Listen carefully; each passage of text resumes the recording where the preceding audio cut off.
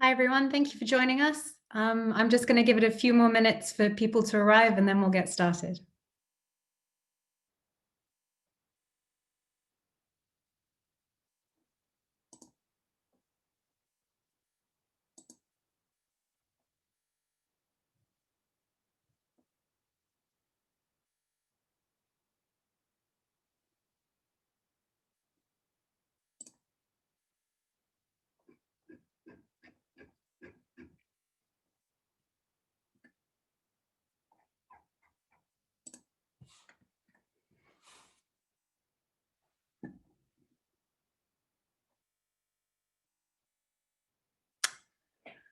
Okay, so I think we'll get going now. Hi, everybody. Welcome to the Una Europa University of Edinburgh joint session about lessons learned during COVID.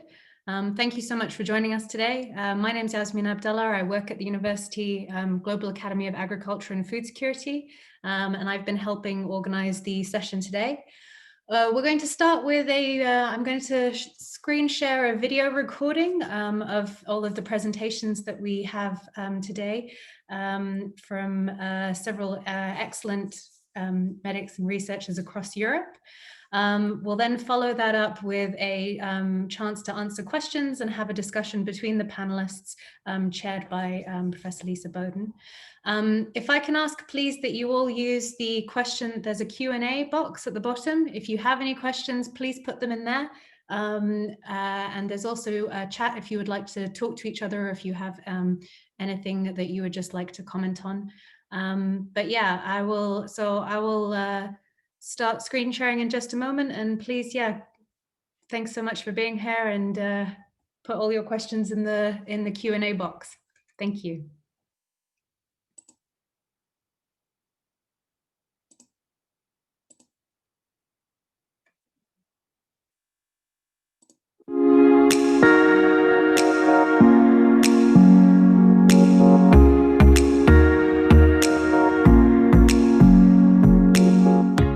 Okay, I'd like to welcome you to the One Health Day joint seminar with Una Europa. What have we learned from the COVID-19 pandemic? My name is Lisa Boden. I'm a professor of population medicine and veterinary public health policy at the University of Edinburgh. And it's a pleasure to be able to introduce this session and the session speakers.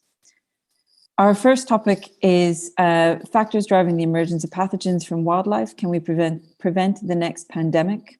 And with that, I'd like to introduce our first speaker, Tarja Sironen from the University of Helsinki. Tarja is an associate professor in the Department of Virology.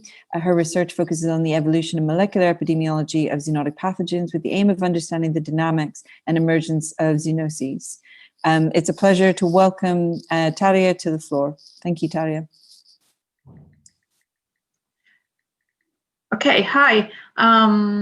So I'm indeed Tarja Sironen, and I come from University of Helsinki, Finland, and I'm representing here Helsinki One Health Network. And I will discuss with you factors driving the emergence of pathogens from the wildlife. So basically factors that probably contributed to the emergence of COVID-19, and as this, we are expecting more to be emerging. So is there something we could do to prevent the next pandemic? I am associate professor of emerging infections, and I work at the faculties of medicine and veterinary medicine. I have a background in biology, but for a bit more than 20 years, I've focused actually on the viruses and virology, and in particular zoonotic infections. And that is relevant because actually most of the new emerging infections and overall human infectious diseases are actually zoonotic from their origin, at least. So pathogens that have jumped from animals to people. And this is really the first most critical thing. So we need to understand how the viruses actually make it from the wildlife to people, and find points where we can use control operations. And of course, this is a complex ecosystem of animals, people, and the environment. So we need collaboration, and we need a One Health approach to be able to prevent pandemics or control outbreaks. And in the end, if we do this, we are able to build inform evidence-based decision making and target our control efforts. So most of these pathogens, they have a reservoir in the wildlife, and these are typically bats and rodents, simply because the number of bat and rodent species. The pathogens are circulating in these reservoirs, probably for decades or even more. From the reservoirs, these pathogens occasionally spill over, either directly to people or perhaps even more commonly through amplification in domestic animals. Some of them are infecting people or animals directly, and some have vectors like mosquitoes or tick that spread these pathogens. So the key question is that can we detect these potential pathogens, emerging pathogens, early enough so that we can have timely control operations and then a rapid response that will lead to control benefits both to animals and to people. And could we even forecast which pathogens are likely to emerge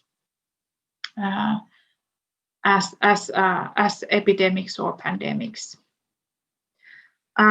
The wildlife is full of pathogens, and there has been a great effort to catalog all viruses, all microbes in these potential reservoirs, and that list is simply too long. So we need to narrow it down. And what we can do is we can have a look at the so far emerging infectious diseases, and most of them are in fact viruses. And you can see in this figure, you can see in red and blue, you can see recently emerging or re-emerging pathogens, and most of them are indeed viruses, and quite often they have a genome made of RNA, and this is because they the copy mechanism of RNA genomes is sloppy, and the proofreading mechanisms are not as good as for DNA genomes. So the viruses actually make a lot of mistakes when copying themselves. And this genetic instability allows microbial evolution and rapid adaptation for these pathogens. So we can focus on viruses and in particular those with RNA genomes. However, the picture is really complex, as you see here. So we have to take into consideration factors related to the agent. In this case, it could be the virus. So I discussed already the genetic diversity, the evolution of the pathogens. They can be very variable in their infectivity or transmissibility and in any other traits. But then there is also the host and the environment, and the host, it could be the people, but it could also be the reservoirs that are actually missing in a way from this figure. But it has to be, it can be the susceptibility of the individual, or it can be the population, and the, for example, the human behavior is of critical role. And then there is the whole complex factors related to the environment. So starting from animal exposure. So if most of the pathogens or new epidemics arise from animals, then if there is no exposure, then there's no spillover. So this is the starting point. And why the animal exposures are increasing? Well, they are due to many different factors. So all of this has to be taken into consideration.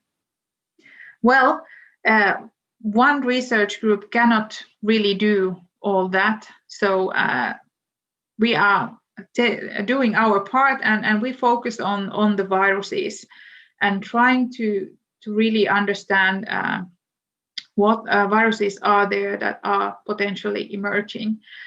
And we try to put all this information to the big picture of human-animal environment ecosystem. So we work in Finland, but also in Kenya. We study the wildlife reservoirs, and we focus on bats and rodents. And we look for mostly viruses in them, but also in the context of the whole microbial community. We look for spillover to livestock and domestic animals. We do this both in Finland and in Kenya. And then we develop diagnostics, we train people, and we try to understand which of these viruses that we find are potential pathogens and what should be prepared for. So I will show just an example of our work. So I go back to the forecasting and early detection that was mentioned in one of the first slides. So if we could, even before outbreaks in people, if we could detect these pathogens early on, could we then be better prepared for them? So in this project, we have been sampling bats in Kenya. We have a research station at Taita Hills in Kenya. And with our local collaborators, we have been trapping bats and, aiming at looking what viruses are there, because this is really poorly known in this area. And we had this, we had been involved in this project developing panfilovirus screening tools. So looking at Ebola or anything related in the samples. And we use this method really just to kind of rule out that there's no Ebola in Kenya, as there shouldn't be. But in fact, this PCR gave a positive signal in one of the bats, which was a Mops condylurus bat trapped in 2018. And we used our virome analysis tools, and we found a new Ebola virus, Bombali Ebola virus, in one of the bats. The virus had been just found 2 months earlier in Western Africa, but this was on the other side of Africa. Since then, we have been sampling again, and we found 3 more. So we have found now this virus in 2 locations in Kenya. We know the bats have antibodies that are cross-reactive with Zaire Ebola. But we think that this is probably not a human pathogen. We don't know that yet, but at least we have not been able to find any infections in febrile people in this area. And there are some traits in the genome or changes that are more related to the rest on Ebola that is non-pathogenic to people. But based on all of this, we don't really know this yet. So we need to keep working on this. And the key question is to prepare or not to prepare for this. We have trained people at the University of Nairobi to detect this virus if needed. But based on sequence, we cannot really tell yet whether this is a human pathogen or not. There are simply no tools to do that yet. So if the early detection is possible, can we then prevent outbreaks? And now this is a paper about COVID-19 and the causative virus SARS-CoV-2. And this is a quote from the abstract from this paper. So this virus has been, according to this sequence analysis, it's been circulating unnoticed in bats for decades. There's also a paper describing human antibodies to something SARS-CoV-2 related virus. So it might be that this virus has tried to jump to people earlier, but only end of last year it really made it through and was able to transmit from people to people. So it's not enough that we can detect these viruses in wildlife. We don't yet have the tools to understand which viruses are potential pathogens. And what comes to coronaviruses, these are really common. This is our study from our country in Finland, where 13% of bat samples are actually coronavirus positive, and we even have a beta coronavirus in our bats. But based on the sequences that we have, we cannot really predict whether these will eventually emerge to cause outbreaks or not. They don't seem very related to the human pathogens, so probably unlikely. But like I said, those tools are still to be developed. We also study animal coronaviruses. This is not our study. We have actually studied a lot mink coronaviruses, which is now of interest since SARS-CoV-2 can also infect mink. But this is an example of infectious disease of veterinary importance, like coronaviruses actually are. And the point I want to make here that there is a lot of information that we can use to study also human infectious diseases. And this is an example of how coronaviruses emerged in swine. There are potential sources and then outbreaks, and then the virus has been evolving, and it's either causing a respiratory infection or more typically perhaps an enteric infection. And really one of the key differences, or maybe the most important difference, is in the spike protein. And this is, of course, very important for SARS-CoV-2. So we can also look into other viruses in other species and learn a lot from them, so that we could eventually perhaps even predict which viruses are potential causes of pandemics. So I will end here, and this is not a list I made myself. So this is adapted from the publication I am referring here. So this is a complex system involving people, animal, and the environment, and we need to study and we need to learn a lot more. We don't really know which factors are the most important and how to target our control efforts. But I want to finish here and just say that there is a lot we can do, not by just doing research and understanding more, but we can already develop control mechanisms related to the environment in particular, and we can do this by using a One Health approach. Thank you. Our next paper is on the psychological and contextual determinants of performing WHO recommended and placebo actions in the face of a COVID-19 pandemic, preliminary evidence from Poland and Italy. We have two presenters, Joanna Kłosowska, who is an assistant professor at Jagiellonian University in the Institute of Psychology, and her research focuses on experimental and descriptive research in clinical psychology and abnormal psychology. She's joined by Katia Mattarozzi, who's an associate professor of psychology in the Department of Experimental Diagnostic and Specialty Medicine, University of Bologna. The floor is yours. Hello, everyone. My name is Joanna Kłosowska, and I'm assistant professor in the Institute of Psychology at the Jagiellonian University.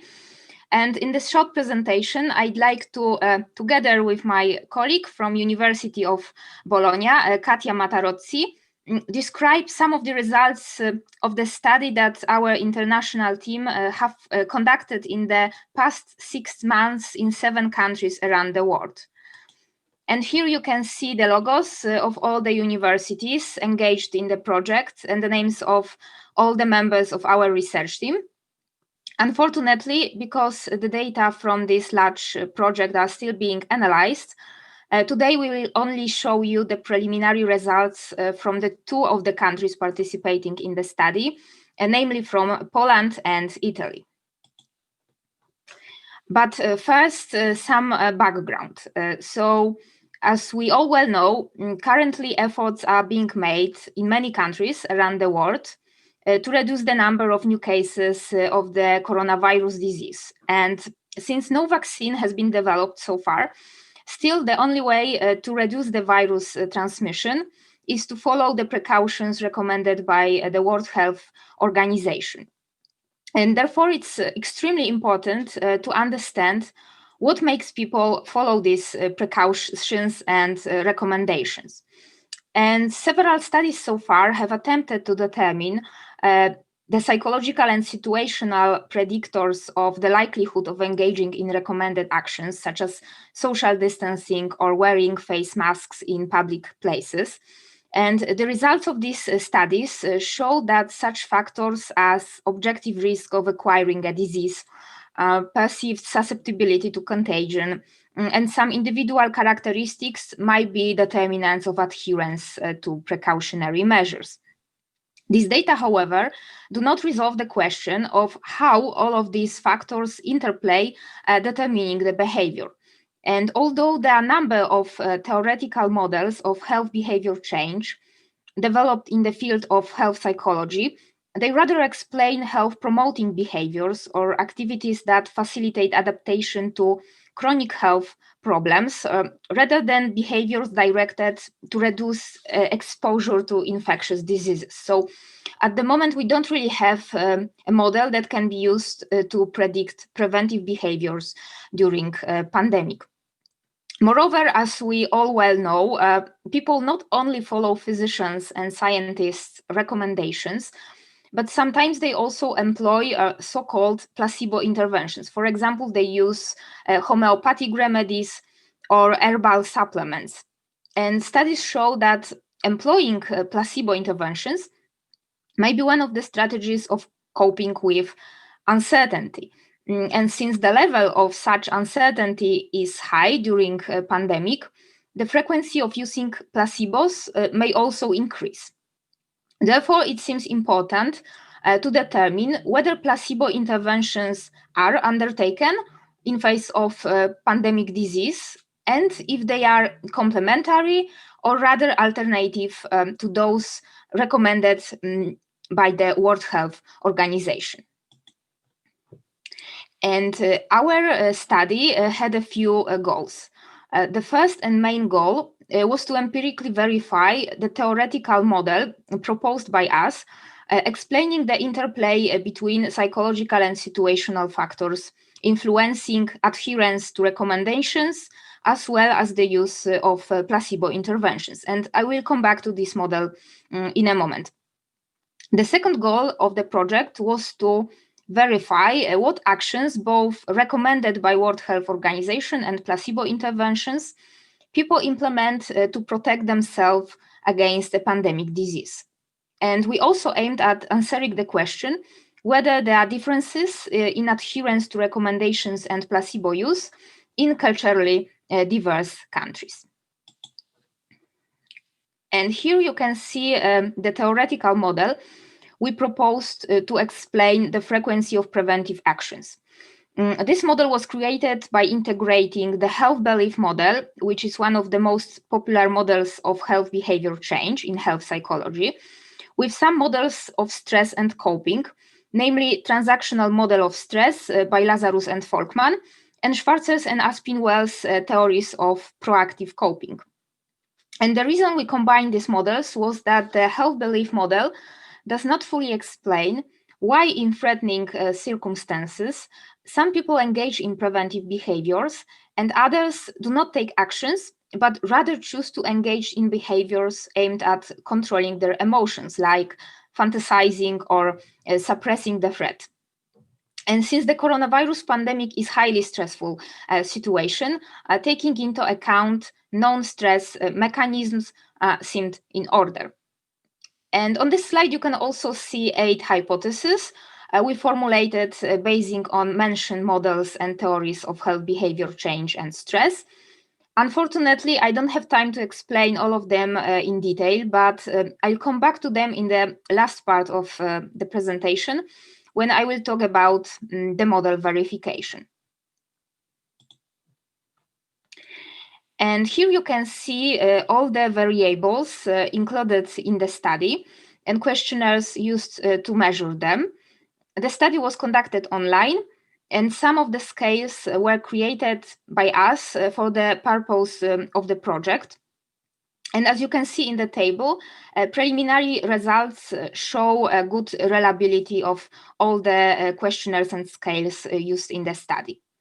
Index of objective health risk was calculated as the sum of different criteria. For example, we assume that older people, people living in assisted units, or in location where there are many active cases of coronavirus are more at risk of contracting the virus.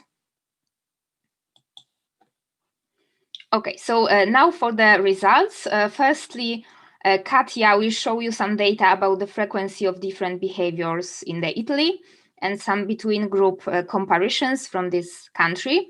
And then I'll show you the model explaining preventive actions obtained in the Polish sample. Thanks very much for the opportunity to talk about factors affecting adherence to the recommendation of the WHO to contain contagion rather than the adoption of placebo behavior facing the pandemic. I'd like to shortly present to you some evidence from the Italian sample. And we started to collect data after more than a month of lockdown when COVID positive started to decrease. Next slide, please. For reason of time, I will present only a part of the findings, and they refer to 440 participants, mostly women, with an average age of 35 years and a medium to high level of education. Next, please. This image shows you the frequency of implementation of the WHO recommendation, which, as you can see, are for each action quite high. Next. But more importantly, placebo action are also frequently implemented, even if less than WHO action. And for instance, people taking bath, taking dietary supplement, or using herbal preparation as the most frequent placebo action implemented during the pandemic. Next, please. And women perform placebo action more than men, and we saw no significant effects concerning age, educational level, or monthly income. Next. In addition, I'd like to show you an interesting factor influencing the implementation of placebo action, which is trust in the healthcare system and scientific institutions and in the government. Those who trust less tend to implement more placebo action than those who will show higher levels of trust. And the tendency is the same among institutions, as you can see in the next two slides. Please, the next two. Okay. And finally, next. Finally, it is important to highlight the relationship between the level of knowledge people have on COVID-19 and placebo action. Being less familiar with the virus, the disease, and how it is transmitted brings to more placebo action. Thank you for your attention. Back to Joanna. Thank you. Okay, so in the last part of presentation, I'd like to describe the results of the path analysis conducted to evaluate the theoretical model that I briefly described in the introduction. And this analysis was conducted so far only on the Polish dataset, but in the future it will be conducted on the data from all of the countries participating in the project. So the data from Poland were collected between May and June. The country was no longer under lockdown. It was still the first wave of the pandemic, and the number of active coronavirus daily cases fluctuated between 300 and 500. So in comparison to the present situation, it was really not that bad. Here are the characteristics of the study sample. So the final Polish sample contained 994 individuals. They were 18 to 54 years old. About 50% of them were men, and most of the participants were high school graduates or university graduates.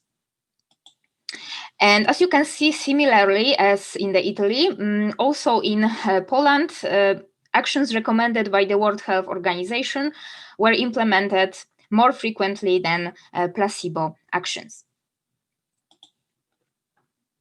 And here you can see the final model obtained in the analysis after trimming insignificant paths and deleting predictors that didn't show significant associations with other variables. And as you have probably noticed, it differs from the original model we proposed. However, not that much at all, which should become clearer in a moment. And as you can see, this model fits the data quite well. It explains about 50% of the frequency of actions recommended by the authorities and about 20% of the placebo actions. So it's clearly much better at predicting recommended behaviors than placebo interventions. And also when we look at this model, it's obvious that actions recommended by the authorities and placebo actions have different predictors, and some of the associations we hypothesized were only confirmed for actions recommended by the authorities, but not for placebo actions or vice versa. Also, we obtained some interesting and rather unexpected results. For example, in this model, the relationship between objective health risk and subjective threat posed by illness is weak, but significant and negative. So the higher the objective risk, the lower the subjective threat posed by illness. And this result is rather counterintuitive and might suggest that people use some cognitive strategies to lower perceived threat associated with the coronavirus. Also, among all of the types of institutional trust that we studied, only government trust turned out to be a significant predictor, and only of placebo interventions. Moreover, this relationship is positive, suggesting that people who trust the government more in Poland use placebo interventions more frequently. And here you can see how the results of path analysis relate to our hypothesis. So, contrary to our expectations, the moderation role of health anxiety in the relationship between objective risk and subjective threat posed by illness was not present. And as I said, relationship between government trust and placebo actions was positive, not negative, as we expected. But most of the hypotheses were at least partially confirmed. So, as we expected, subjective threat posed by illness indeed mediated the relationship between objective risk and preventive actions. And also, in line with our hypothesis, free interaction effects were detected. So, we have an interaction effect of external locus of control, namely the belief that others control persons' health, and level of subjective threat on actions recommended by the authorities.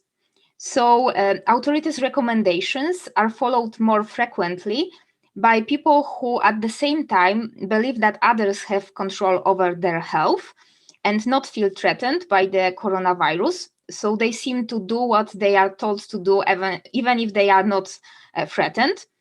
And by those people who feel threatened by the virus and at the same time do not believe that others control their health.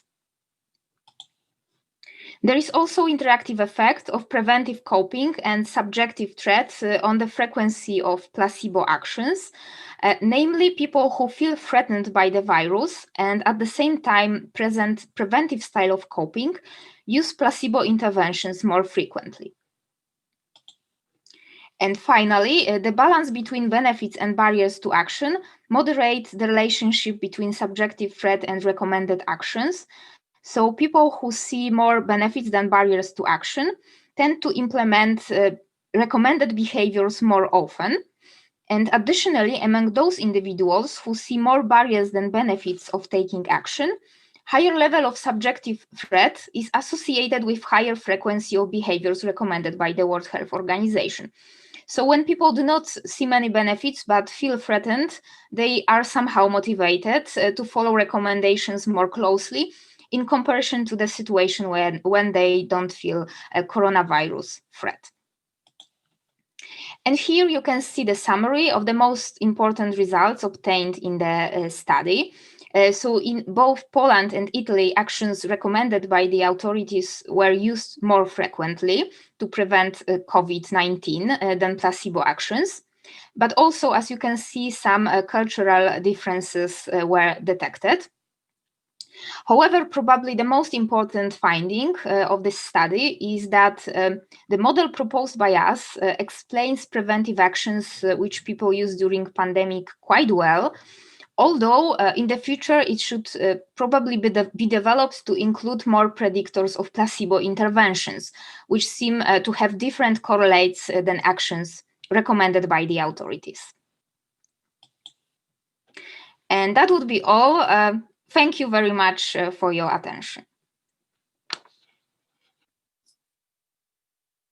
Our next presentation is on general practice in times of COVID-19, challenges and lessons learned. Our presenter is Adam Windak, who is a professor and head of the Department of Family Medicine at Jagiellonian University Medical College. He's teaching and researching in the area of family medicine, as well as being a partner in a family practice in downtown Krakow. And we're very pleased to have him here with us. The floor is yours. Hello, ladies and gentlemen. First, I need to clarify that I prepared this presentation with Dr. Katarzyna Nessler, who is one of my closest collaborators. We both are university teachers, but also practicing GPs in Krakow. I was hoping to give this presentation together. Unfortunately, a few days ago, Katarzyna herself fell ill with COVID-19. She's quite well today and hopefully will recover quickly, but I have to speak alone. I will be talking about experiences in times of COVID-19 from the perspective of general practice. I'm not sure whether I can speak about the lessons learned because we are still learning a lot from the current experience, but some basic thoughts I would like to share with you. My presentation is divided into four specific chapters. Although I had a major problem to find out information which illustrated this consideration. So I used some data from the survey conducted by European Academy of Teachers in General Practice, titled "How Did You Deal with COVID-19 as a GP?" This survey was conducted at the end of April, so in relatively early stage of the pandemic. But I think some information is still quite relevant and informative. Another big pan-European study is conducted right now by the European Society for Quality and Safety in Family Practice. However, results of the studies are not available yet. EURAC survey was conducted in majority of European countries. However, obviously, only key informants were giving the answer to the questions of that survey, so it is not fully representative. The first area is care for COVID-19 patients. We have to realize that family doctors normally consult about 30 to 40 patients a day, and this number could be even double during the periods of seasonal infections.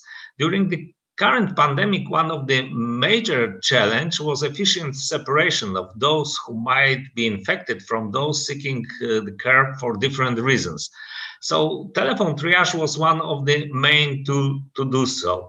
As you can see, in majority of the countries, this telephone triage was available, and it was mostly staffed by GPs themselves and their allied health personnel. Only in less than half of the surveyed countries, specific call handlers were available.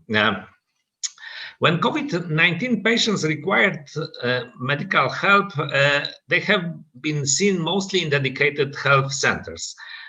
This COVID-devoted health centers were organized either in primary care settings or in local hospitals. However, about 1/4 of the respondents of EURACT survey reported availability of these services directly in the practices of family doctors. Obviously, this aspect is a subject for very dynamic changes, so nowadays these numbers might be different. So talking about the care for COVID-19 patients, we have to realize that due to several reasons, but mainly due to specific infrastructure of GP practices, but also maybe to the shortage of efficient personal protective equipment, remote consultations were mostly recommended, and they are now in massive use, especially telephone consultations, with the increased number of other techniques like emails, video consultations. When family doctors have to see their patients in the practices, quite often there is a limited time devoted to these patients, and strict division of these patients from other type of patients is applied.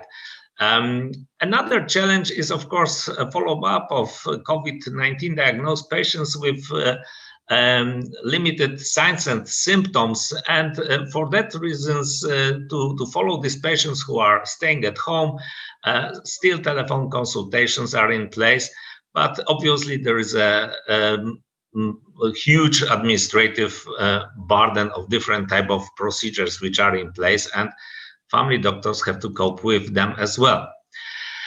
Another challenge during COVID time is provision of care for general population of patients who are under regular care of family doctor.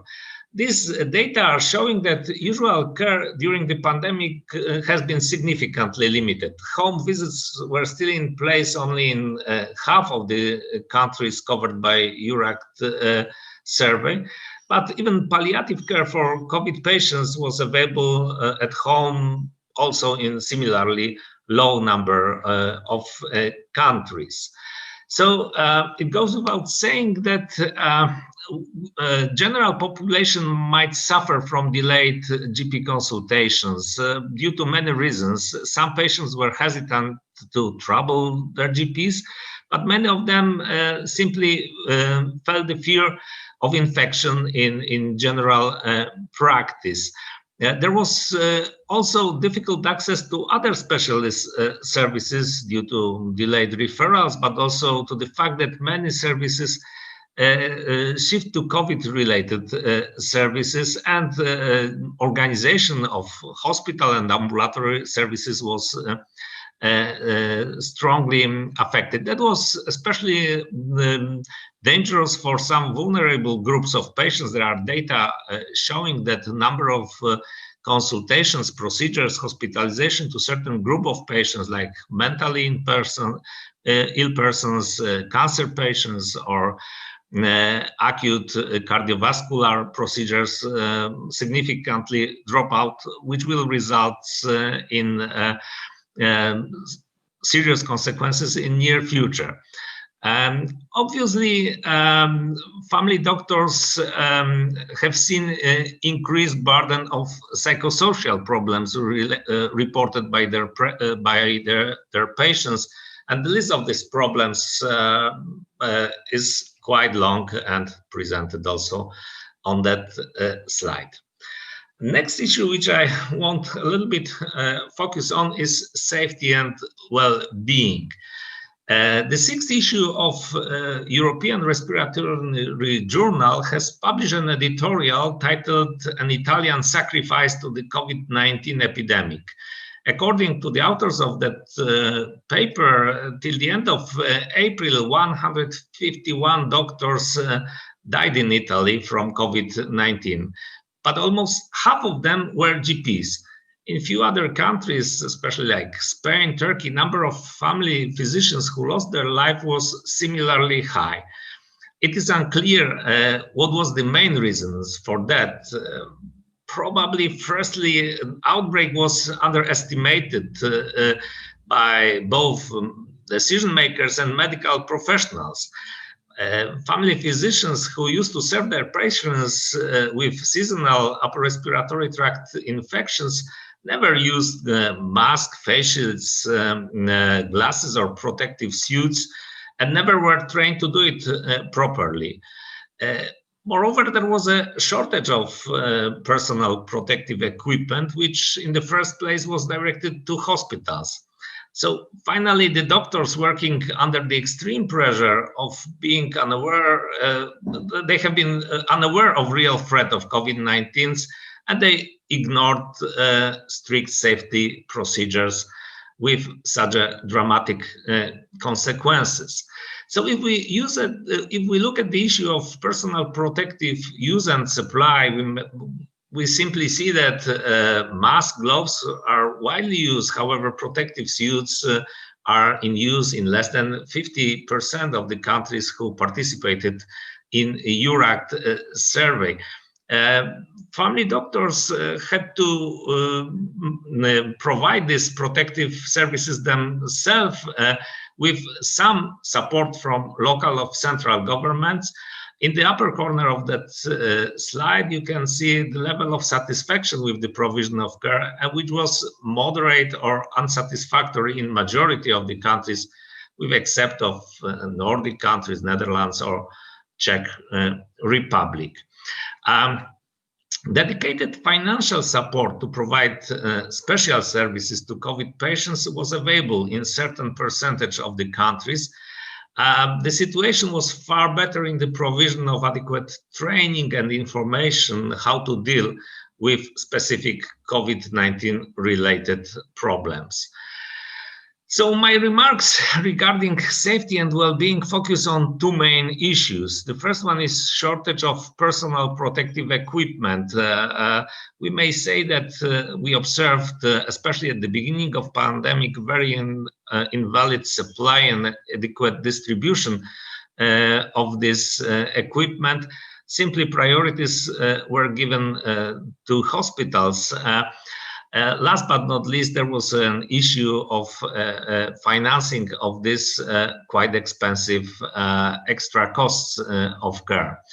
But second area seems to be even more important. After half a year of pandemic, we observe many symptoms of mental distress with such problems like tiredness, burnout, anxiety, fear of infections, of simply concern for the safety of family members. So what kind of changes we might expect for futures and what kind of lessons we learned? This part are divided into two perspectives, short and long-term perspective. In long-term perspective, I may say that probably we can expect permanent increased role of telemedicine.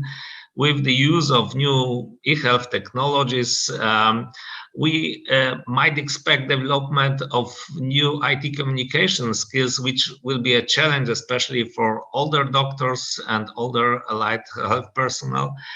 Probably there will be new strategies and health procedures and technologies applied in general practice. Certainly, we might expect increased role of medical staff to support nurses and doctors in general practice, especially in administrative procedures. And last but not least, we expect changes in medical education. Talking about near future, perhaps we can give some tips to general practitioners. Perhaps the essential issue is to keep practices accessible for their patients. Although they should keep arrangements for safe flow of the patients, they should insist on testing, and they should be involved in tracing and quarantine procedures. Last but not least, they should be aware of special needs of vulnerable groups of patients. And finally, let me conclude with recommendations given by GPs from all over Europe in an easy and even lax way in the EURAC survey. Thank you for your attention. I'd like to welcome Dr. Paul Bessel, who is a veterinary epidemiologist and research fellow at the Roslin Institute at the University of Edinburgh. Paul's research focuses on disease modeling and surveillance, particularly within the context of providing evidence to Scottish Government through the EPIC consortium, which works on animal disease outbreaks. Paul was also part of a larger Scottish research consortium on the response to COVID. And today he's presenting a mathematical model that he's adapted to explore control strategies to COVID-19. Thank you, Paul. The floor is yours. Okay, my name's Paul Bessel. I'm a researcher at the University of Edinburgh. I've been working with the Scottish COVID Research Consortium to develop a simulation model under the EPIC Centre for Expertise for Animal Disease Outbreaks. So the SCRC, the Scottish COVID Response Consortium, is a consortium of scientists from both the public and private sector from across the UK that came together early on in the pandemic to model the response to the COVID-19 pandemic, and also to try to develop tools that could aid modeling of future pandemics. So trying to develop assets and research methods that could be of use both for this and for future epidemics.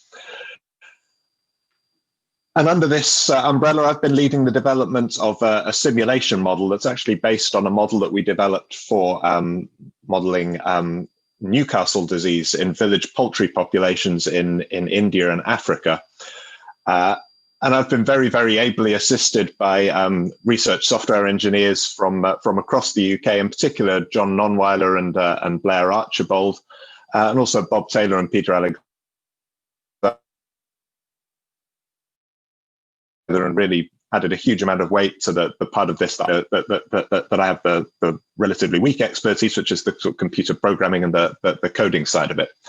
And then from the SCRC, there's been a huge amount of additional supports and data provided, particularly by Harriet Otti from the University of Glasgow. The model is structured into different societal compartments. So it's an individual level model, but people group within different compartments of society. So people primarily live at home. There's also some people that live at care homes, but they move from their homes to these other compartments. So to schools or nurseries for kids, to hospitals, to restaurants and cafes and shops, and also for work, they may go to offices and compartment and construction sites. These are fairly loose terms, offices and construction sites, that broadly define jobs that are based primarily indoors or primarily outdoors, that obviously may have slightly different transmission rates. But with these other compartments, they double both as places where people mix, but also as workplaces. So there can be two different reasons for going there. And we see that there's people move to and from their homes to and from these different compartments, both for work and for leisure activities or for education, and also move within their homes. So they mix from one home to the next.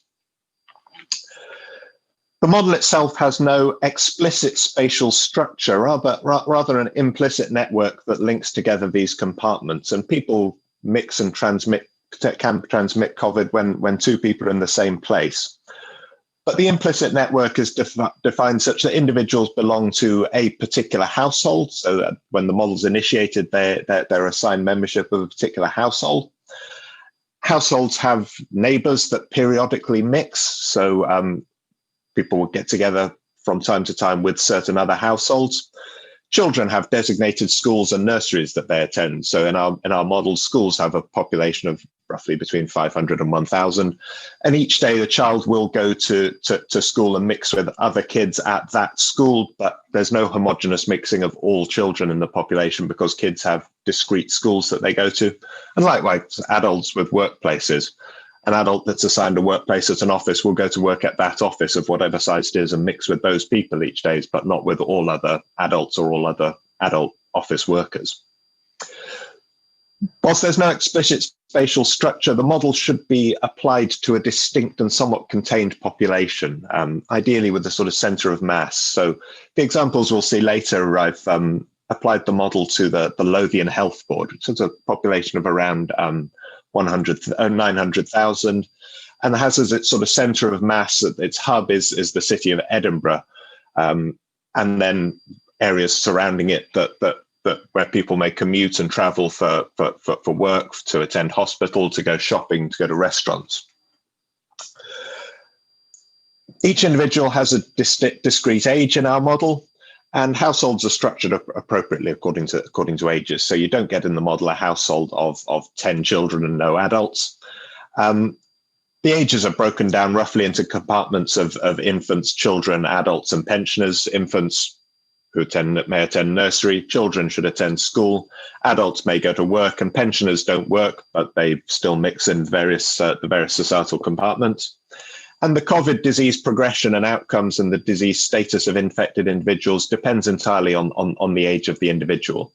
So the graph on the right here shows the probability of being in the different disease states depending on the age of the infected individual. The model is run in hour-long time steps that are structured within days. And it's structured to try to be realistic. So children are at school between the hours of 8 and 3 o'clock on weekdays, for instance. That's how it's structured. The time is structured in the model. And in terms of the disease transmission, there's a baseline hourly infection rate of transmitting infection to another individual. So a symptomatic infected individual at home will transmit to all other individuals in that place at this baseline rate beta. And at workplaces and communal places, this beta rate still applies, but it's reduced down some contact rate that's defined by the nature of the environment and the number of people that are in that environment. So we're not assuming homogeneous mixing across a population, across a hospital that may have 1,000 people in it. There's a contact structure within that. There's a huge amount of parameters and data that underpin this model. There are two principal data sets, one that from census that defines the age structure of the population, and another that defines the frequency and the age structures of hospital visits and the types of hospital visits. And then around about another 120 parameters that inform all other aspects of the disease, the contact structure, the workplaces, the structure of households, the ages of people within the households. These parameters, as much as possible, are from public sources and from literature. There are some that we fitted from visual inspection of model outputs where we couldn't get satisfactory parameters from the literature, and others where we need to improve the parameters, but so far they're in there as informed guesses. And in the model release, we flag these parameters that we think require further work. In terms of how disease control operates within the model initiates on day 0, which corresponds to roughly to late January. And from day 0, there's a gradually increasing rate of seeding of disease in the model until day 56, which corresponds to the start of lockdown. So you can see on this graph, the sort of gradually non-linear increase in frequency of disease introductions up until the start of lockdown. At the start of lockdown, then all communal places, apart from certain key premises, are shut down. So most of those moves that we saw earlier are shut down at the start of lockdown.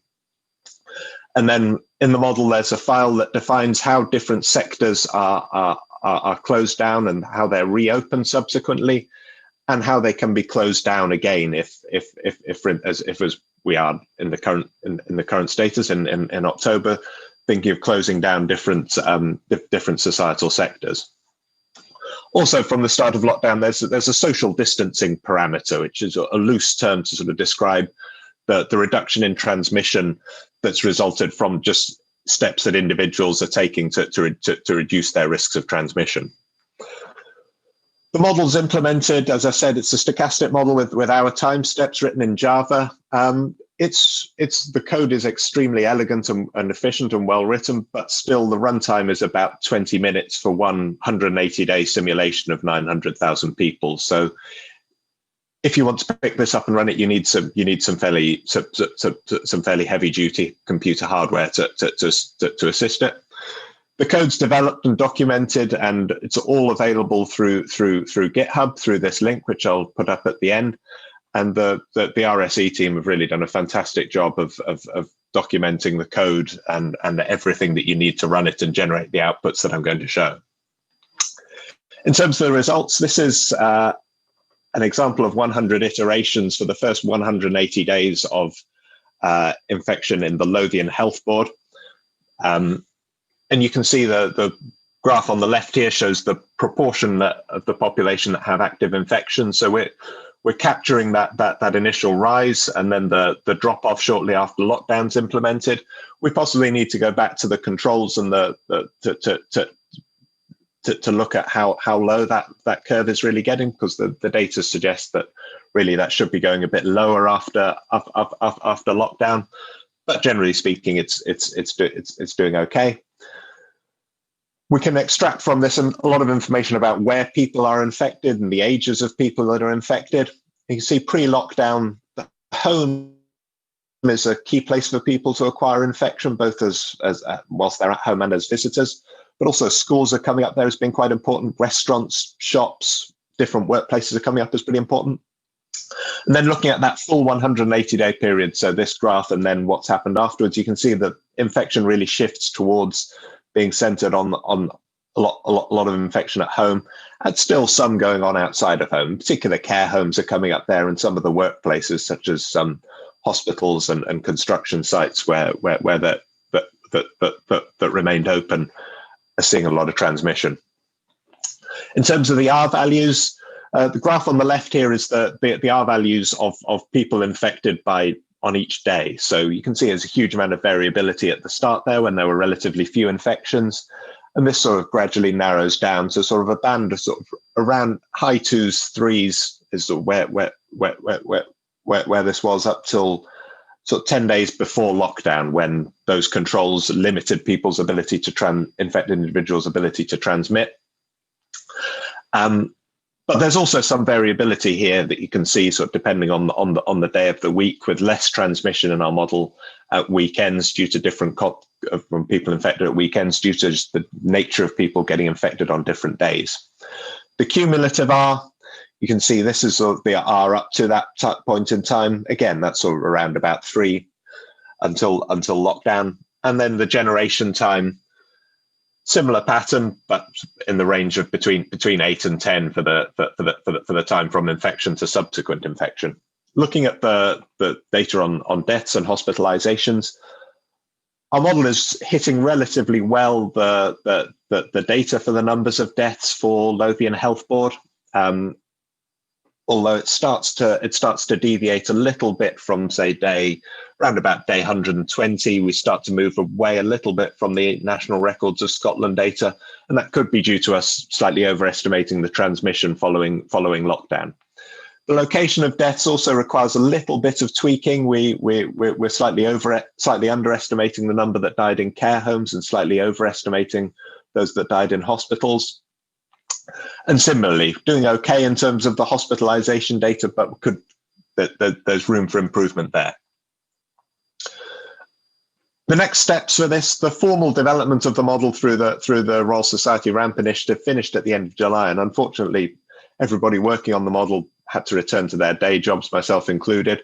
And so since then, the model's really been in limbo, waiting for the resources to pick it up. So anybody who would be interested in picking this model up, I'd be absolutely delighted to help you as much as possible. I think it'd be really interesting to apply this model to see what's happened since January. And as we appear to be heading towards a second peak and more controls are being talked about now, modeling how these different strategies could be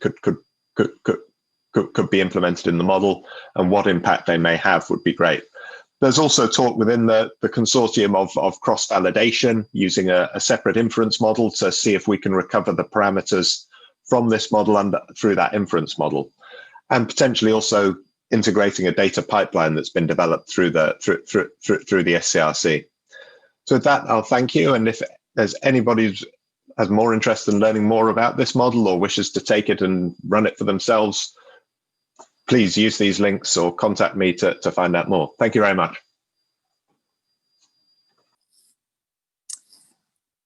Our final speaker is Dr. Giulio Maio, who is a medical director of the Clinical Hospital San Carlos and professor of surgery at the Complutense University of Madrid. Dr. Maio is also co-director of Madrid MIT Vision, which is a consortium between the Massachusetts Institute of Technology and Madrid community. And today he's going to be presenting on the impact of COVID on a university hospital.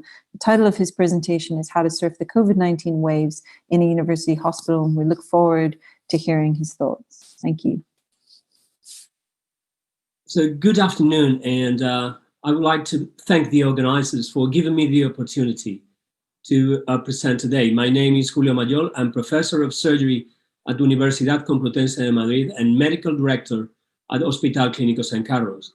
My hospital is one of the largest hospitals in Madrid, and of course we have been exposed to this challenge, this social crisis we are going through, and I would like to speak about how to surf the COVID-19 waves at a university hospital.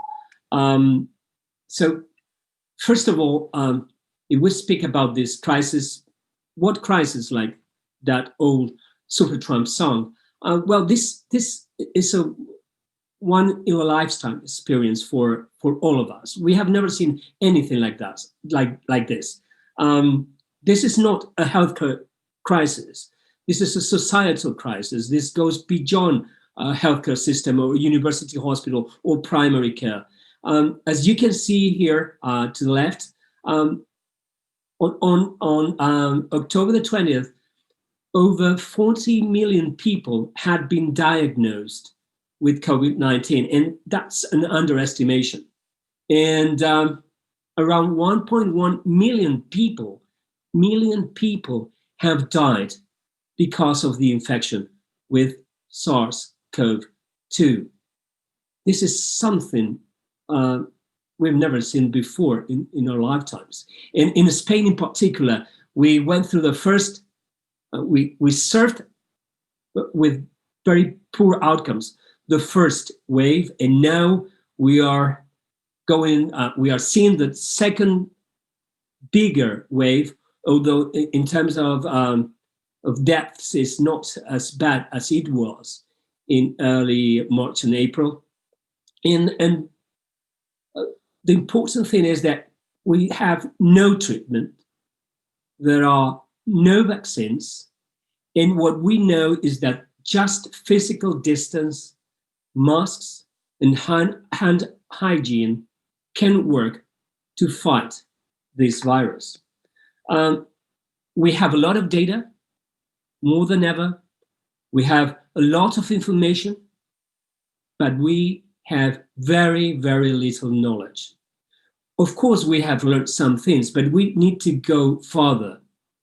And remember that thinking is linking some things. If we want to surf this wave, the second and maybe third wave, effectively saving life, we must do something. We must act. And that's what we should be thinking about. We have learned, for example, that there's this relationship between the virus and our immune system that is responsible for the consequences we are seeing. Of course, our inflammatory response can be positive and protective for our organisms as individuals. However, when our inflammatory response, when our immune system can control it, when we run into this immune dysregulation that clearly causes severe disease and, of course, death. And we should be thinking about how to solve that problem collectively. Of course, we know something, and this is more apparent today, that we are algorithms. When Watson and Crick described the DNA, it was absolutely clear, although maybe understood in retrospect, that what they were showing us is that we are algorithms. We have these inner algorithms that when it expresses itself, creates individuals, different individuals, that we have the same, basically the same algorithm. And we are not only just our inner algorithm, but also the crosstalk with many other algorithms. Even SARS-CoV-2 is an algorithm. It is encapsulated toxic information that establishes this dialogue, this interaction with this conversation with our cells, and then some of us can get rid of it. Others develop the disease, a very symptomatic disease, and some of them cannot make it and pass away. So probably we need to reorganize how we think about problems and solutions to this crisis, because what the virus does is just infect us and takes control. Contagion and control is a common theme for biological virus and also for digital virus. And probably we need to rethink how we use networks and communities to solve this big problem. However, we must remember that all networks are vulnerable, and some of us, highly vulnerable. And our healthcare system, which is part of our society, is a network or maybe an archipelago model. We are related, but not really connected, sometimes functionally disconnected. And sometimes we fail to provide the solutions that our society needs. First, in terms of public health and prevention, that's the first filter for these coronavirus infection. Secondly, primary care, and then hospitals and nursing homes. All of us constitute healthcare. However, we are not working that well, or at least we are not providing the society with the outcomes they expect from us. Anyway, a university hospital like Hospital Clínico and as many others around the world need three different elements to exist and to function. First, people. And we need to think about how people interact, how to understand their needs and their unmet needs and those unsolved problems in order to fix them. We have to take care of patients and relatives, but also we have to pay attention to professionals, workers, and as university hospitals, to trainees, students, and researchers. And then we have to provide them with resources. There was a crisis with the first wave. There were not enough protection equipment, and that caused a big problem. Number of healthcare workers got infected because they did not have good protection. But we also need ventilators and medicines, although there is no pharmacological treatment or just corticoids, effective pharmacological treatments for the infection. And in addition to that, we need rules, how we interact, how we connect and function in order to get the best outcomes possible. So we have been very concerned about this at my institution, how to organize all this in order to respond to the biggest challenge we have seen for years. And we want to become a value-based university hospital. And in order to do that, we deliver care with limitations imposed by this crisis, trying to be human-centered, to put patients' needs and patients' experience first. And then, of course, data-driven, with predictive models and telemedicine, using technology to change the culture in order to make decisions based on facts and data, not just the narrative of people just stating that they want to do good things. That's good, but how do we make decisions? What tools do we use to support our decision-making processes? Of course, we need to maintain all our teaching and training activities. And then we have to combine different solutions in order to be effective and to be able to deliver exactly what we want to. Research is critical for a university hospital. We must do research if we want to generate knowledge that can solve this problem, that can fight the infection. And of course, media is also an important component of the activities that a university hospital has to take care of. Why? Because knowledge must be transferred. If knowledge is not public, it's not useful, it's irrelevant.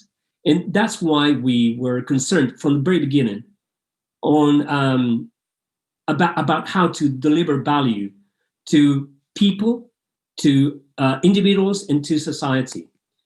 And of course, we try to take care of our professionals, but also not only just because of them, but because they are absolutely needed if we want to deliver good care to patients. And we had to combine both care for COVID-19 positive patients and also COVID-19 free patients. And over the last 3 or 4 months, we have launched new initiatives related to robotic surgery, because COVID-19 free patients can have diseases that impair their health status, or can affect their survival. So we cannot abandon them. We cannot just focus on COVID-19 patients, but to the left, our ophthalmologists have been investigating how to use some tools in order to identify patients that may be asymptomatic or paucisymptomatic, and in addition to that, they still have the infection. So we need to take care of them and to provide them with the resources needed in order to deliver good, high quality care. However, we have the need to use data to make decisions about care. And because of that, we decided to create this huge repository. In fact, it's a data lake called BD Clean COVID-19, in order to gather data that could help us develop tools to support decision-making, to improve decision-making, so we avoid, for example, admissions. People can be delivered home, discharged home, and they can get care, and care can be delivered other homes. And that's something that must be based on data and predictive models. Of course, we developed a command center and an emergency committee that use data to understand, through business intelligence tools, to understand how the hospital was doing in terms of patients with infections, with COVID-19 infection, and also to make decisions about what to do next in order to maintain both COVID-19 positive and COVID-19 negative care. This graphs showing how the second wave has evolved help us a lot to make decisions, to know exactly where we were, and how to reopen, how to be flexible, how to reopen new wards for COVID-19 negative patients, or when we had to clean new wards and occupy them with COVID-19 positive patients. This is critical when we try to make evidence-based decisions, in this case, data-based decisions. We didn't forget teaching and training, and we took advantage of many digital solutions. from the very simple ones, like social media, and then Zoom simulation, to provide good teaching and training to students, either medical nursing students or from other professions, or residents who have been highly affected by the changes in activity, and also by the decrease in activity and the number of cases that were postponed, especially for surgical specialties, that were postponed due to the first and the second waves. Of course, research has been critical, and our hospital has been extremely involved and engaged in developing clinical trials. For example, our hospital was the first to start recruiting patients for the Solidarity trial launched by the World Health Organization, trying to understand what of the drugs that were proposed to be useful for COVID-19 patients was really effective. And there's this preprint publication, this preprint available online, that shows that what we have found, the consortium has found, is that neither hydroxychloroquine or remdesivir or any of the other drugs tested had any positive results in terms of mortality or on any of the secondary endpoints. We have also organized translational and clinical research initiatives, and they have been funded not only by public agencies, but also through donations from citizens who were interested in helping us develop new research initiatives. And of course, social research, also understanding through the use of social media how the messages were put across, and how people behaved in response to different messages sent through social media.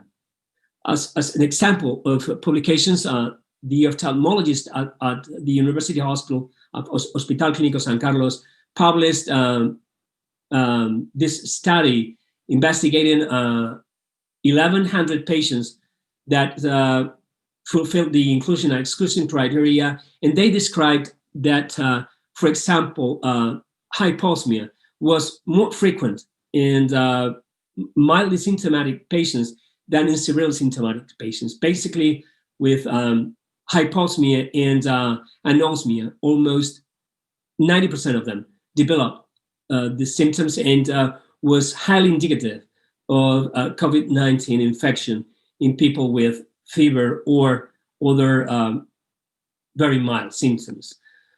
Of course, we have investigated more deeply into this cohort of patients who came to the emergency department, and we published this clinical presentation and outcomes across age categories among patients with COVID-19 admitted to a Spanish department, our department. And there are many collaborators, because this required many bright minds in order to organize and analyze the data that had been accumulated, and that has helped us with the second wave to make decisions about who of the patients who showed up with pneumonia and no inflammatory lab test or lab tests showing no inflammatory response could be discharged safely and could be follow-up from the emergency department when they are at home. And finally, in the news, we have been very active trying to communicate with society to explain what we were seeing, what we were doing, because we are a public institution, we are a university hospital, and we have to explain what we do, how we do it, and why we keep on doing it. And with this, I would like to finish my presentation, and I would like to briefly summarize my presentation saying that following Louis Kuhn, everything seems unrelated, but everything is related. Everything is connected, even within the university hospital, and yet functionally disconnected. Systems approach and a holistic view of problems are needed, and complex problems need multidisciplinary and interdisciplinary orientations and activities. Thank you very much.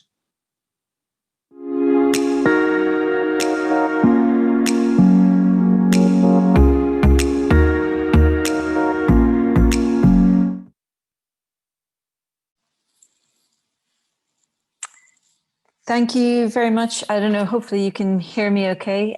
Just perhaps give me a little signal if you cannot, or if you can. I'd just like to reiterate my thanks to all of the participants, to Tarja, Joanna, Katia, Katerina, Adam, Julio, Paul, and Professor Babel. We are really grateful for this opportunity. Thank you. We're really grateful for this opportunity to be able to put this together with Una Europa in partnership. Una Europa, as many of you will know, is a group of an alliance of 8 European research universities. And today we're very lucky to have representation from Poland, Finland, Italy, Spain, and Scotland. I would also like to welcome you specifically because it's the World One Health Day, and in conjunction and in parallel within Scotland, we're very lucky to be co-hosting the World One Health Congress, which is ongoing at the moment. So many of the themes that have come out of today's discussion are being discussed in an international community on Twitter, and I would welcome everybody who is present here to kind of join in that in those discussions. We have about just under half an hour to have a few questions from the floor, and my job in this presentation is to facilitate those questions to the presenters. I suppose I just wanted to make a quick summary of what I saw as some of the key points, and then we'll go, because I can see that we have a question at least from Jan and Jamie that are quite specific. But what I felt was covered really well by the series of presentations today is kind of the entire system, all the way from data-driven predictive approaches, from early detection of incursion through to Paul's presentation on looking at onward transmission and exposure in different scenarios, the presentations from Poland and Italy, which was looking at behavioral responses with some very interesting outcomes, and then through to how how COVID is manifesting in a clinical setting at local and hospital levels, and how I suppose there's a feedback loop really with some of the people who are in those hospitals then becoming patients themselves.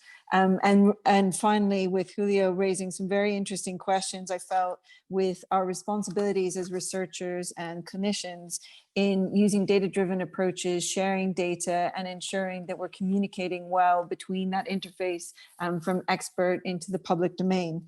So I'd like to open the floor really and start with the first question, which came from Jan Surma, which is to yourself, Tarja, about improving early detection and what you felt needed to change with respect to our relationship with the natural environment in order to address our future pandemics. The floor is yours, Tarja.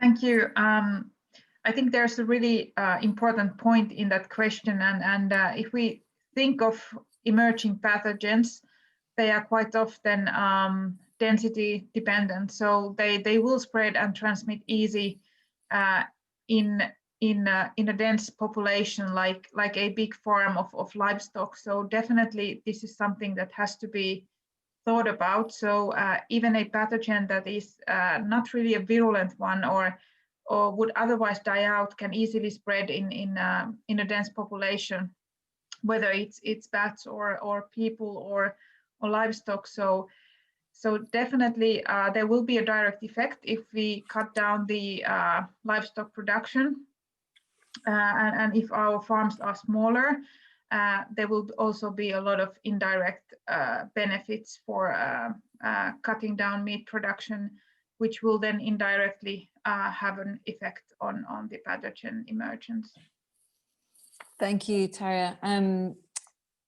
There's another question here. Does anybody want to come back with a response? Just please pop any kind of further discussion on that in the chat box. Otherwise, for the moment, I'll move on to make sure that we get the other questions answered. There was a question to Adam from Jamie, and it was saying that I've seen in your presentation that Spain is not in the EURACT study, and what's the rationale for that? Well, it was, I may say it was kind of coincidence. EURACT is a European organization of teachers in general practice, representing teachers from over 50 European countries. However, perhaps during the time of the survey, we didn't have a Spanish representative in the council. The survey itself, it was a kind of key informant survey, so the experts were answering. So in that time, Spanish representative was not active anymore. Simply the former one stepped down from the council, and the new one was not re-elected. Of course, academic bodies like international organizations are also suffering from the COVID-19 situation. The regular meetings are impossible. New elections or new activities are not so easy to organize. So that was just the practical reason for that.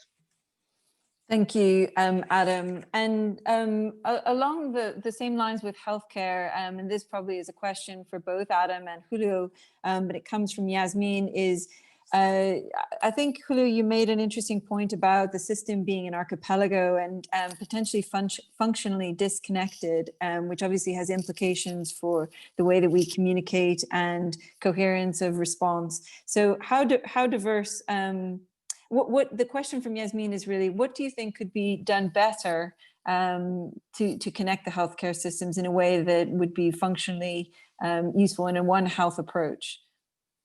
Well, there are many reasons for this disconnection. Basically, we have built healthcare systems as silos of knowledge. And also because of the business model, we are paid for providing services. And we really don't care. In my silo, I really don't care about gastroenterologists because it's not related. We are not paid for providing value to patients. We are not paid to improve health in populations. We are paid for doing more things, more of the same. So basically, first the business model, then the culture. This scientific reductionism makes us focus just on what is directly related to our field, our knowledge.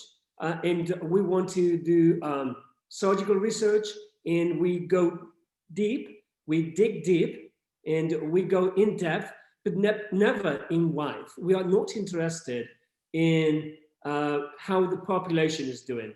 We are very interested in how my patients, those who show up the door, are doing. So basically, we have 5 problems we must address. First is the huge variability in quality and outcomes in our systems. We really don't know. Secondly, harm. Our interventions cause harm, but we don't measure it.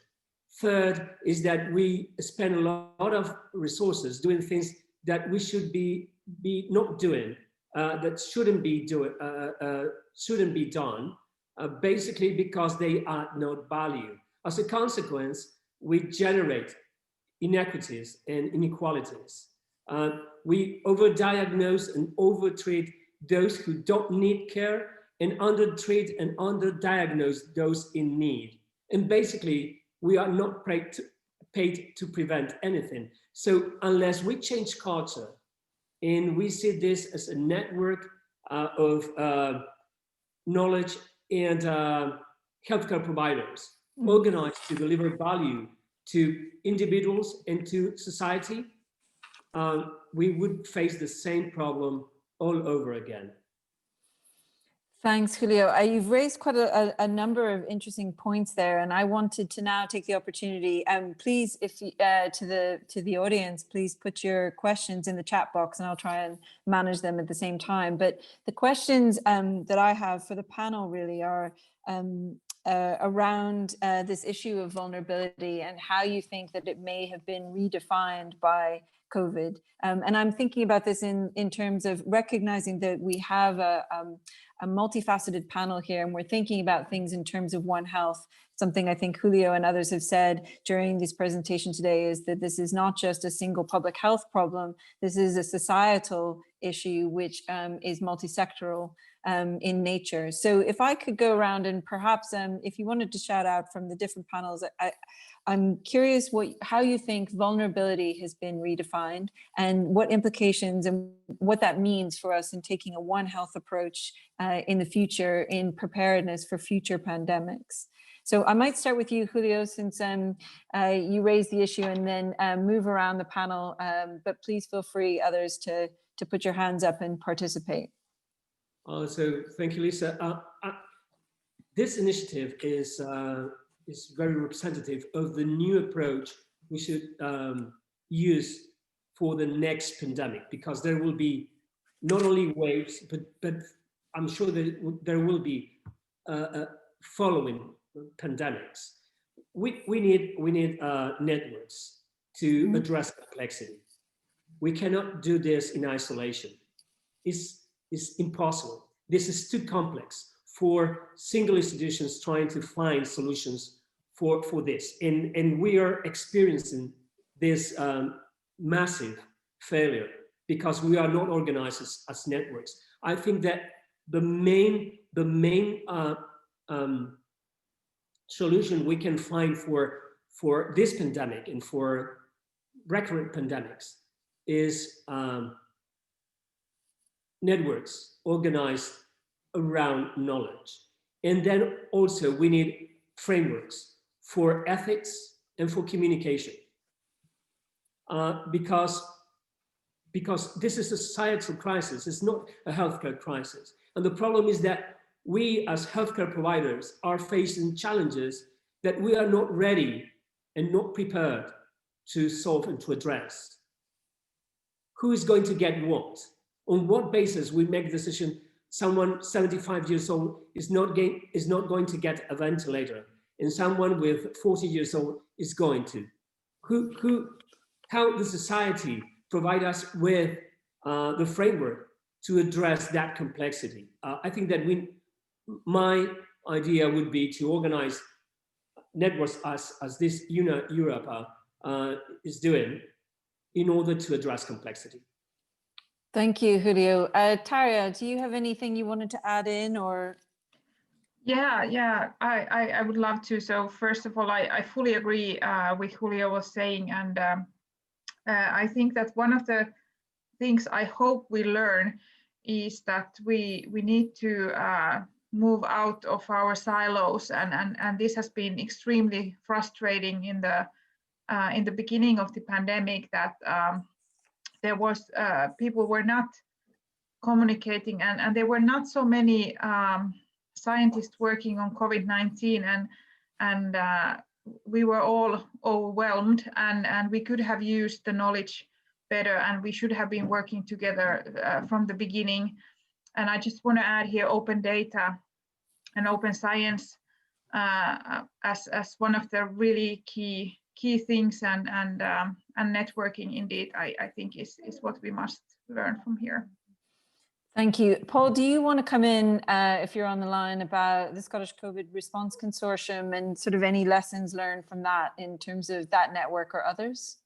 I mean, I'm happy to mention that. I was going to pick up on both Julio and Tarja's points of the need for a sort of a more holistic approach, and also that question of vulnerability that you raised, that I think, particularly looking at the sort of the UK's response, I think sort of managing and identifying and sort of coping with the different vulnerable groups and the different vulnerable parts of this has been actually one of the big challenges. And I think where the strategies really come unstuck is that there's been a lot of strategy jumping from focusing on one vulnerable group to the next without actually saying, prioritizing, okay, we're going to manage this vulnerable group in this way, which means that those that are likely to be a heavy that are consequently going to have a heavy burden on the healthcare system. We need to put this and this in place to cope with them. It's been firefighting rather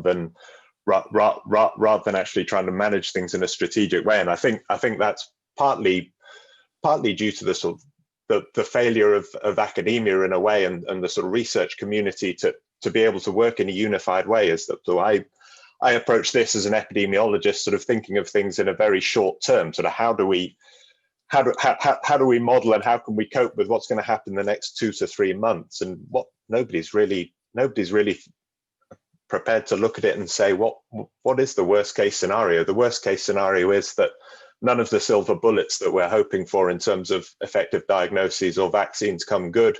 There's no long-term immunity. What is our strategy for managing society in the long term given this, and how do we start moving towards that? Because really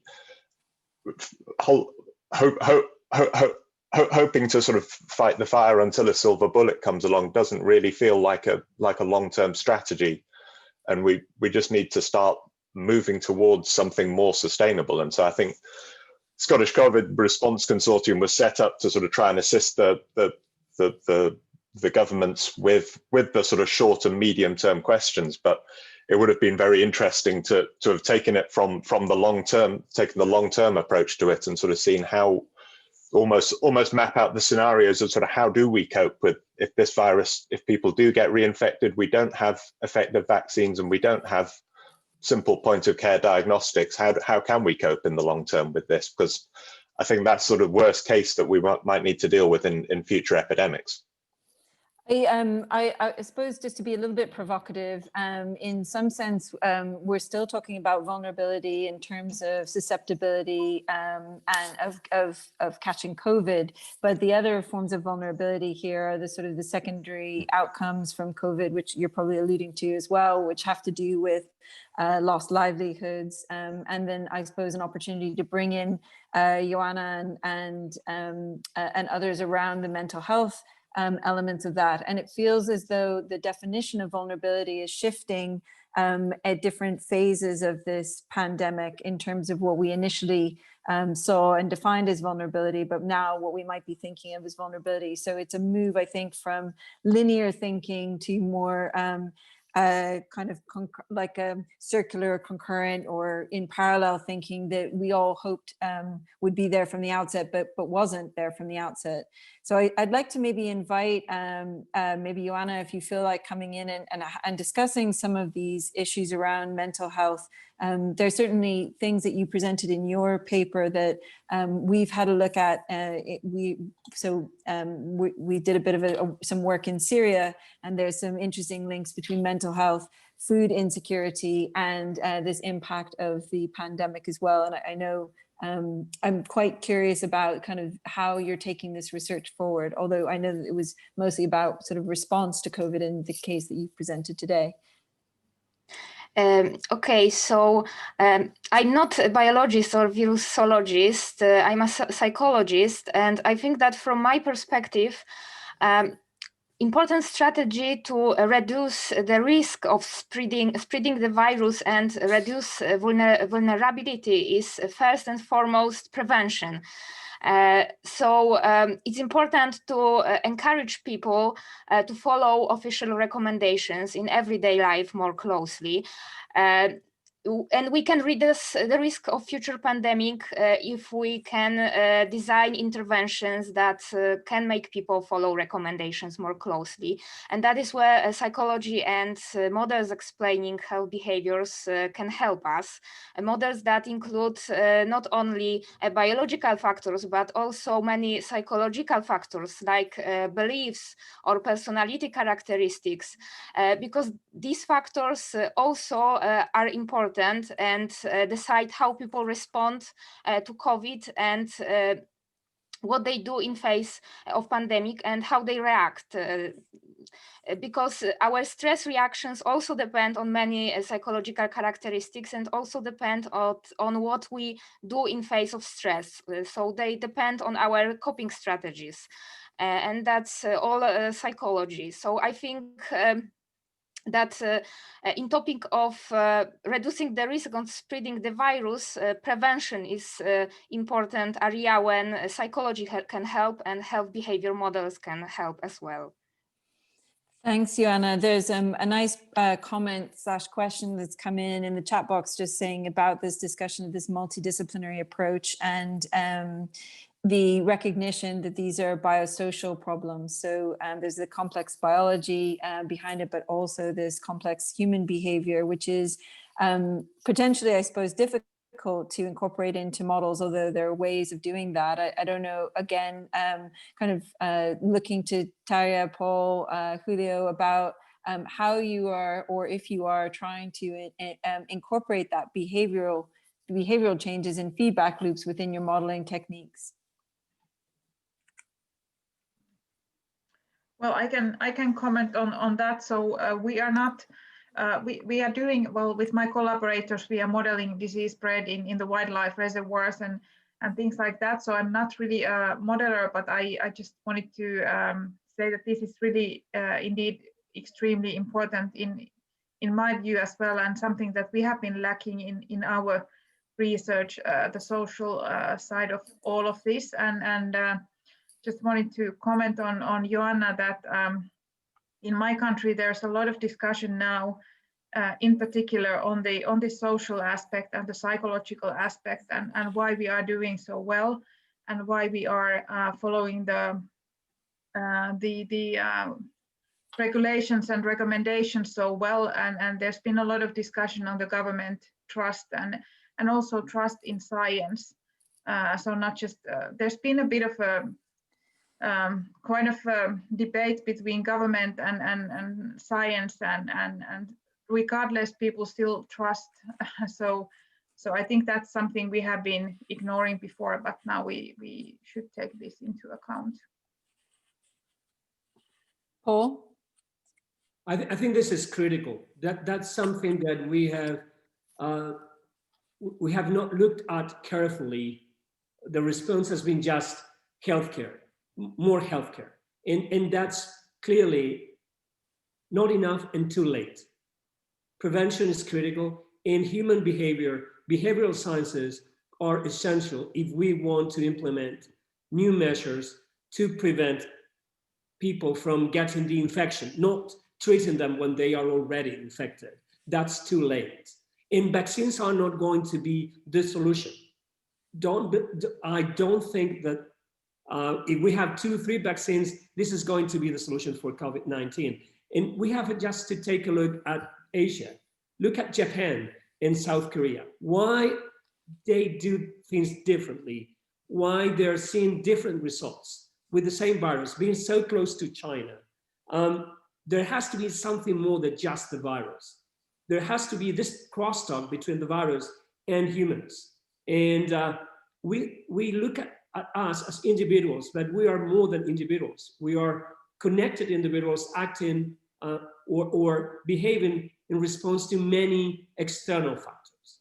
And we need a deeper understanding of our behavior and how to take care of our strengths and our weaknesses in order to get a better result than the one we are seeing in Europe as a whole.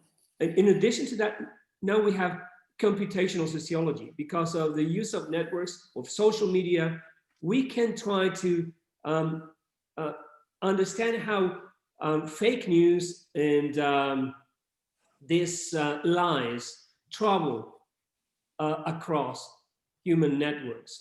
That would be very interesting. It would be very interesting to gain a deeper understanding in order to be able to craft better and more effective solutions.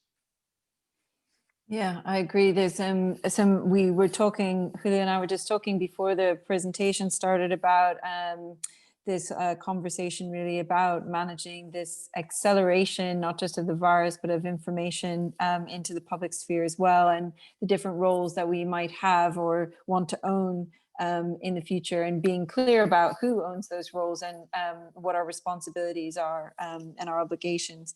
Paul, Lisa, the problem is that psychologists don't speak with internal medicine people, and because we are paid for different things. We want to get publications, or we want to get more discharge reports. We are paid for the wrong things. And then we deliver what we are asked for, which is the wrong. We are very precise at doing the wrong thing. Well, one thing that's interesting, and I'm keen to kind of come back to you, Paul, I haven't forgotten about you, but one of the things that's kind of interesting in that is that, again, thinking of ourselves not as individuals, but in terms of organizational capacity, then there's space in there for specialists and generalists. And then, if you like, these T-shaped scientists in between that have deep core specialist expertise, but also fluency across these disciplines to be able to broker across these different domains, whether they're disciplinary domains. And I think that probably when we're thinking in academia, or we're thinking in our day-to-day lives, if we're working in clinical settings, that we don't think so much about what that organizational capacity is, or those organizational capabilities or culture is, that we're thinking just purely of how we exist within it and how we interact in it. But that meta kind of analysis of what that needs to look like, and it goes back to your point, Julio, about networks, the quality of that network and the characteristics and culture of that network is as important as the expertise inside that network. And then thinking carefully about that, I think, is part of the solution. I'd like to think. Paul, sorry, I completely cut you off, but what I was coming back to you as to get your views. I mean, I agree with all of the very helpful points that Julio made along the way, but I think sort of for epidemic and disease modelers, COVID's presented a very different set of challenges that I hope are being addressed and taken into account. I confess that I'm probably just as much part of the problem as part of the solution, but we do tend to like models that sort of take in parameters that can be easily expressed in a simple set of numbers or a simple distribution. But actually, and so we sort of, COVID has possibly too much been modeled just in terms of, if we do X at such and such a day, that if we lock down, that will reduce transmission by X amount, and that will reduce deaths by such and such, and cases by such and such, as things that can be easily expressed in numbers. Whereas what you're quite rightly saying is that we need to find some way of quantifying both the psychological trauma, which is really quite challenging to do, and not many modelers are really prepared to sort of try and get to grips with that. But also, as you say, this sort of almost the societal fatigue and the sort of the societal willingness to adopt measures and continue to follow the regulations and to do what the models say. If we do this on such and such a day, how long is that going to last? How many people are going to do it? We put it in very, very simply in the models at the moment, but it really does need a lot more thought to get it working better, I think. And modelers are used to working, or are more used to working with economists and health economists. I think there was a question came up about that. There is some work goes on there. There should be more, but I think if we're talking about diseases at a sort of very societal level that are potentially going to be around for a long time, then yeah, I think more sociologists, more psychologists really do need to start. Well, modelers need to start talking more to these other groups and working out how to incorporate these in the models. I think it's a nice segue into this kind of to bring it back to a question around One Health and what it means to be in One Health, which has in a very traditional sense been thought of as this human, animal, plant, environment interface, but actually has these upstream determinants, which are political, societal, legal determinants. Biosocial is the terminology that came out from the audience, which are harder and more difficult and require different frameworks, different approaches to bring in rich qualitative data alongside hard, if you like, in inverted commas, quantitative data that is more easy to parameterize. What I'd like to kind of, we're close to time here, but, and apologies to anybody that I'm not bringing in, because I can see people on the screen, but I'm on an iPad, so I can only see parts of you. So please jump in if you want to say anything, and I'll stop talking. But my last real question is to bring it back to the issue of One Health and to bring it back to Una Europa and the value of this network, which is an alliance between these very strong universities, which have different areas of expertise in One Health, but also in the social sciences and the humanities. And what can we do? I think I want to put that question to all the panelists. What can we do as Una Europa to further and to come out at the end of this pandemic together as a strong network with a view towards the future? So I'll pass to Joanna. Do you have any immediate thoughts, or I don't put you on the spot there?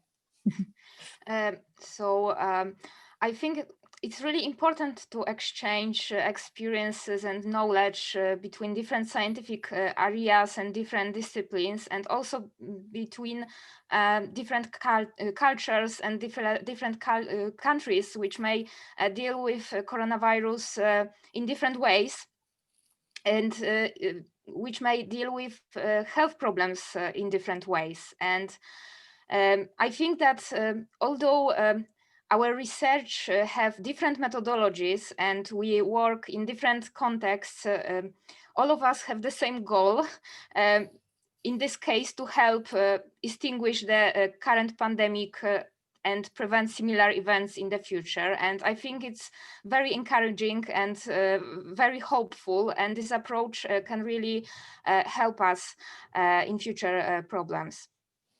Thanks, Joanna. That's great. Tarja? Yeah, so I think that in a way this is a really easy question, because I don't think there's anyone anymore who thinks that we can manage this type of problems without communication and collaboration and networking. And from my experience early this year, I was even amazed within my own university of all the communication and collaboration there was, and I have met some really great scientists that I didn't know that existed in the same building with me.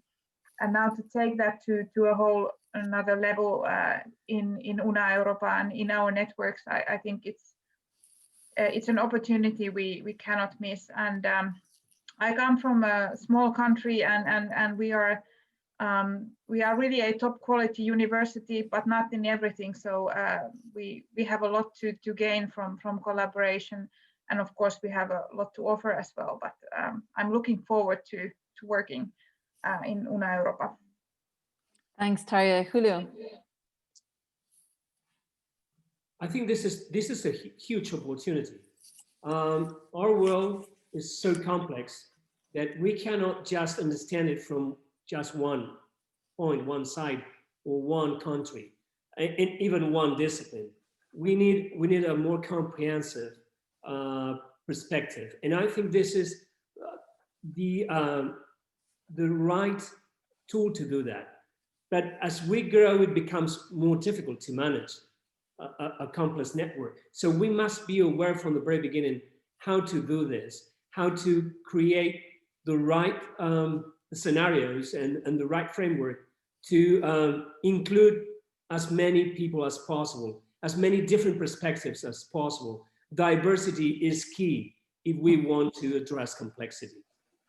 Yeah, that's a nice point. Diversity is key. Adam, do you have any thoughts? Final thoughts? Yes. Well, I have a feeling that there were many very important reflections made during this conversation. My consideration is that, of course, it is not the first and certainly not the last zoonotic disease, infectious disease, which we are approaching right now. We didn't learn enough, I think, from the first SARS infections, from Ebola infections. For the years, we have been taught that diabetes mellitus or cardiovascular diseases are an epidemic of 21st century, and we didn't pay enough attention to the risk of infectious zoonotic diseases. So perhaps one of the main challenges at this moment is to raise public awareness to these issues. And of course, there are many fake news, many wrong information in the public area, and this is the obligations of the universities, of the academic societies to bring proper message, proper information to the general public. So to build common understanding of the challenges is the big issue.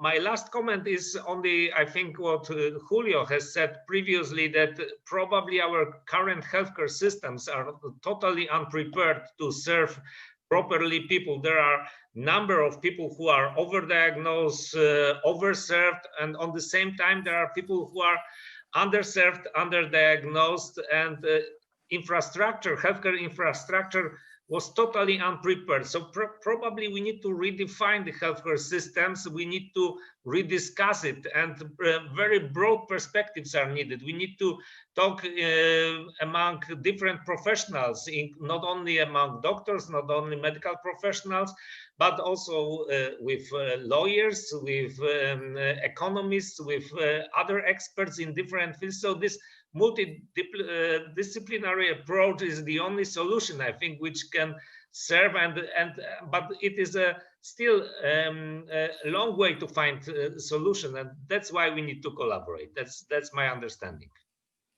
Thanks, Adam. Paul, do you have any final thoughts that you want to share?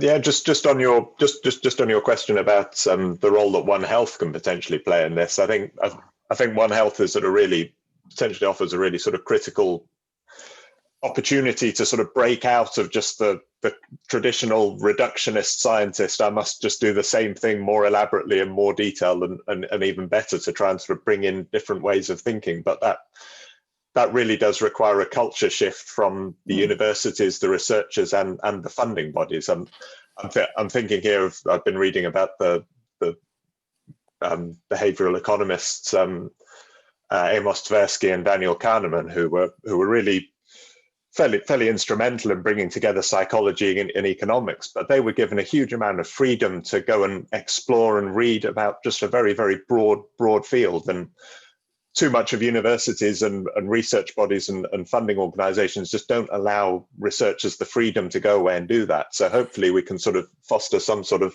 culture shift that would allow more people to do that now, and sort of send epidemiologists to go and work with economists and psychologists to see how they can integrate their fields.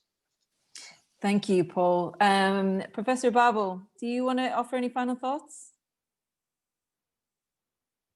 You might be on mute.